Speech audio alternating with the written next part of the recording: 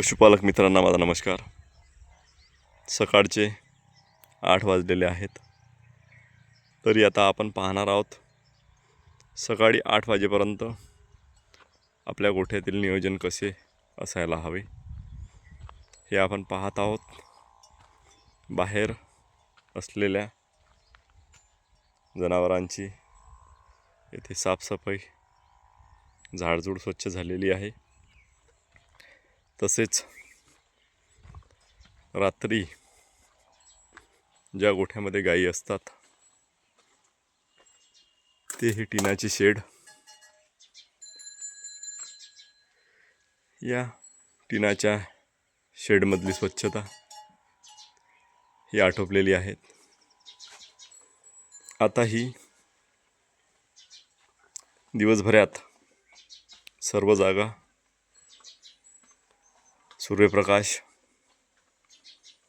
हवा याच्या माध्यमातून कोरडी होऊन निर्जंतुक होऊन जाईल. त्यामुळे गोठ्यामध्ये आजाराचं प्रमाण बरंच काही कमी असतं. गायींना कमीत कमी 2 जागा ह्या अति आवश्यक आहे. त्यामुळे एक गोठा रात्रीसाठी आणि एक गोठा दिवसासाठी. रात्री बांधलेले जनावर हे सकाळी आता ह्या गोठ्यात आलेले आहे. आपण हा गोठा पाहत आहोत. कितीही ऊन तापलं तरी हा गोठा तापणार नाही आणि उन्हापासून बसणारी झड या गायींना इथे बसणार नाही. आता यांची पण बसण्याची वेळ झालेली आहे. जवळजवळ आता या गोठ्यातील 50% गायी ह्या आपल्याला खाली बसलेल्या दिसत आहे. आणि आता अवघ्या अर्ध्या तासात 9 वाजेपर्यंत आपल्याला या गोठ्यातली एकही गाय उभी दिसणार नाही. या सतत 11 वाजेपर्यंत या गायी आपल्याला बसलेल्या अवस्थेत दिसतील. या गोठ्यामध्ये आपण आलो जरी नाही, परंतु या नियोजना अंतर्गत आपण सरळ सांगू शकतो की आपल्या गायीची किती वाजता काय ॲक्टिव्हिटी राहील. 9 वाजता आपल्याला या गायी पूर्णच बसलेल्या दिसतील. एकही गाय यामधली उभी राहणार नाही, कारण यांचं चारा, पाणी सर्व गोष्टी आटोपलेल्या आहेत.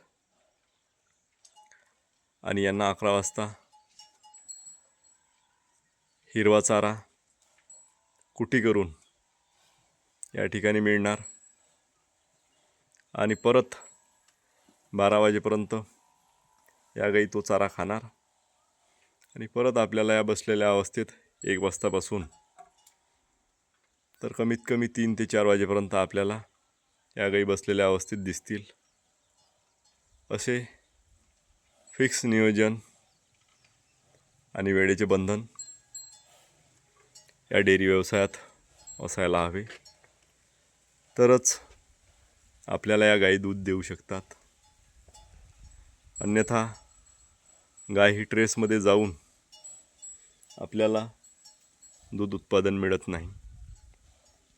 आमच्याकडे कूलर आहेत, परंतु अजूनही आम्ही हे कूलर दिवसाकरिता सुरू केलेले नाही आणि तशी या गोठ्यामध्ये गरजही नाही.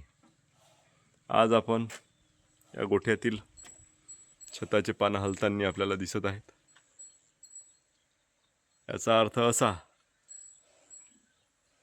की कूलरप्रमाणेच, फॅनप्रमाणेच हवा या गोठ्यामध्ये खेळती आहे.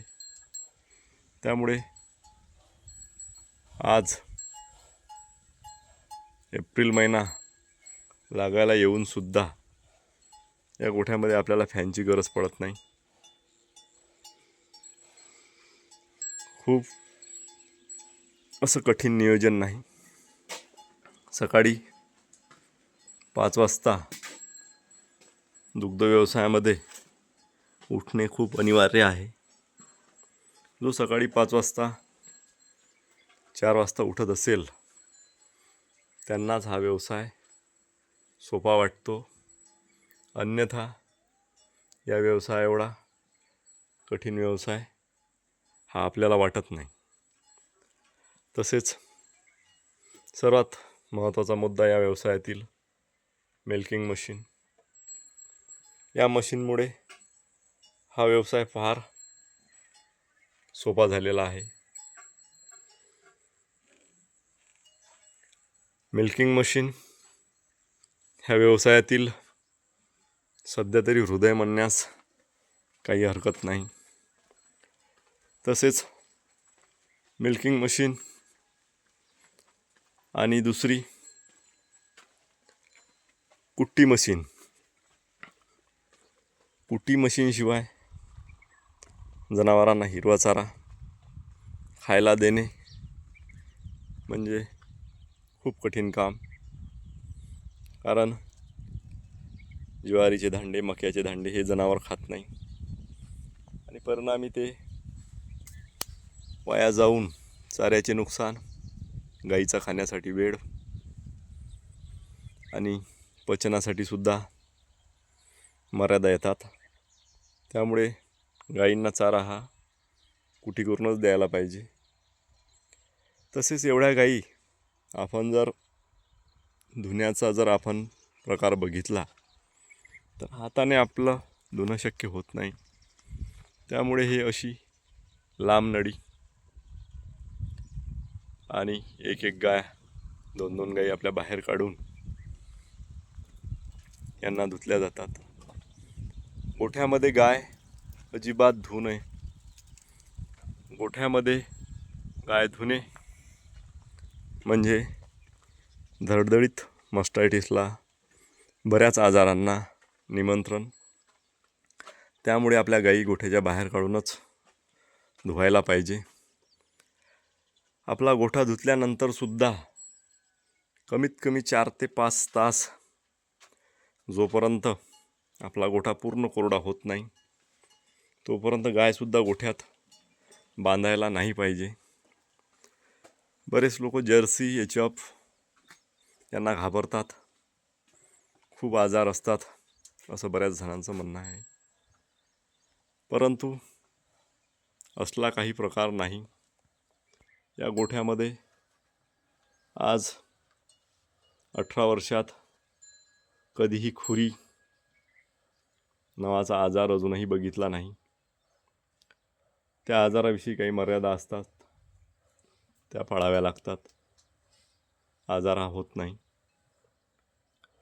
आणि मास्टायटिस हा गायीची जागा बदलल्यामुळे ह्या गायींना मास्टायटिससुद्धा फार कमी प्रमाणात, अजिबात होत नाही असं म्हणता येणार नाही.